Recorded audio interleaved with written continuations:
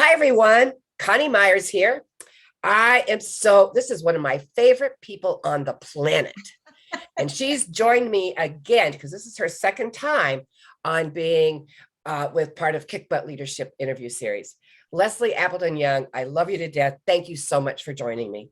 Connie, I would do anything for you. It's a pleasure to be here. I'm really looking forward to this conversation. Me too. Well, so we had a really fun conversation with Bernice Ross just a couple weeks ago. Yes. And that's when I thought, I need to have Leslie back on because the last time we talked was, I think, around 2016, 2017, something like that. It sounds about right. I think it was like 2016. Yeah. And you were still at California Association of Realtors. Right. And you gave such great advice about when you're having your strategic planning meetings and having a book club, and how you really encourage people to come to the meeting by doing that. And so we needed a little update. Now you're retired. You have a beautiful man in your life. And you are now looking at things a little bit differently than you were probably back then. What would you say the biggest differences in your life today versus what it was in 2016? The biggest difference, and I will say I am semi-retired. I'm doing some consulting. I work a couple days a week, so it's a very nice balance. But all that being said, to have the luxury of time, of not being on the clock every second, of not waking up with this list of to-dos every day. It's almost like you can get drunk on time when you've worked as long as I have, and you're getting up, you're on a 7 a.m. flight out of Burbank Airport twice a week. I mean, just how all that is with the travel and so on. So to just be in one place, and of course part of it is the pandemic. The last 2 years has really cut off any travel as well. It's been wonderful to have time to actually read and think, and also just fall into this wonderful relationship. And it's really been the happiest time in my life, I would say.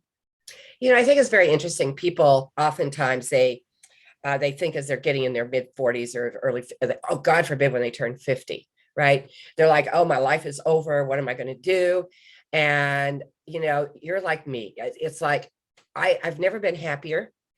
I feel younger than I did when I was 50. And I've never been happier. And unfortunately, I have this thing called crisis knowledge management that's keeping me very busy. Yes. I'm looking forward to having the time to breathe a little bit. But I think it's really interesting to me to have people that don't understand that really your life just gets better and better and better.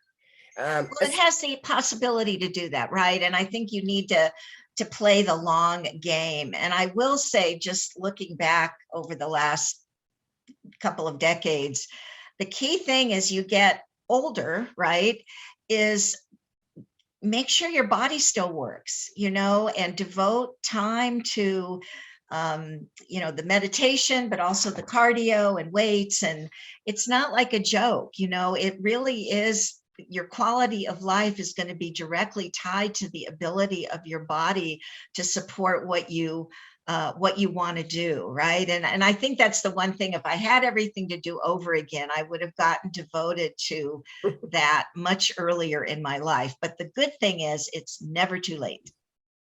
No, it's not ever too late. And so I forgot to ask you my most important question at the beginning. I always start every interview with, were you a leader as a child? Because you certainly turned into a leader early on.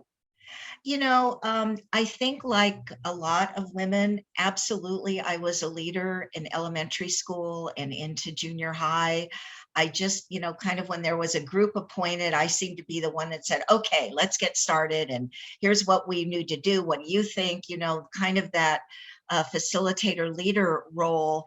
And then as I got older, right, and the signals started coming in that women shouldn't be too strong and too bossy and too this and that, I really became less confident and pulled back. And I think that's why Women Up has been such an important passion project for me. Is I don't want other women that are younger to do that, you know. And I look at my daughters and I look at my granddaughter, and you know, when those hormones kick in, I want them to be out there stronger, you know.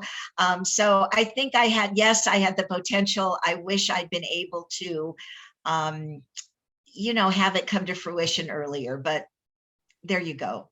Better late than never, right? Absolutely. Yes. Well, and I think you bring up a really important point, and that's one of the beautiful things what Woman Up is doing, is it's helping to build confidence in younger women.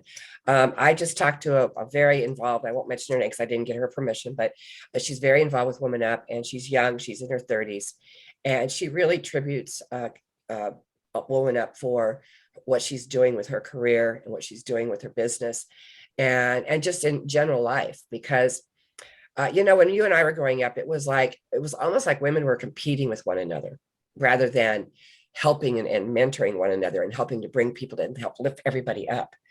And that's one of the beautiful things. I have a friend of mine who was saying, well, I thought women just didn't like each other. I thought they always fought all the time. I said, that's exactly why Woman Up is so good. It's because we're getting rid of that stigmatism, that we can support one another, we can help one another, we can make a difference in people's lives, and no matter what that endeavor is. And We're not such a great jockeying for example. position via the Right. male gaze or the male approval. That's who cares, right? We're in it for our own self actualization. Absolutely. Absolutely.